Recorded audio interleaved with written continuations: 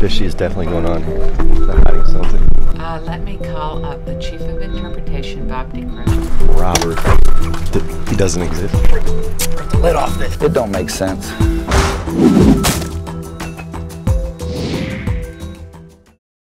Have you ever gotten any evidence taken away from you? Yes. It was on Inside Edition, you might have seen it. See, there was this show that came out called The Men in Black.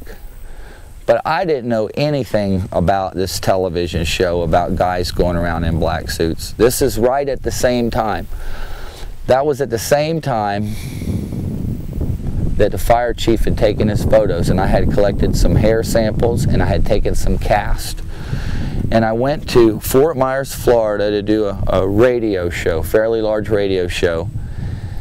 And we talked about the tracks which I'd brought and the hair samples, and I came home that evening and it had just gotten dark and I was taking a shower and there was a knock at the door. Well, I stuck on some shorts and I was still wet, and I went to the door and I opened it and there's two guys standing there with black suits on.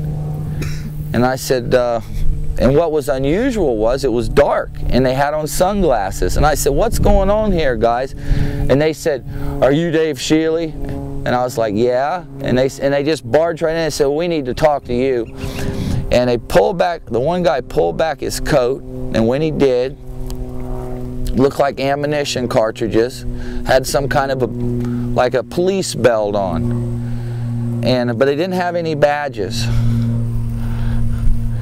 And one of them flipped out some kind of a card in his wallet. It looked like a driver's license more than it looked official. And he says, we're here and we want the tracks and we want to see the hair samples. Well, obviously they were there. And so I said, well, I don't have the tracks right now. I said, they're not here. And they said, well, what about the hair samples? And I look over, and at the table where they were, and I looked back, and about that time one of them just walked over and grabbed it, and they stuck it in their jacket, and they just left.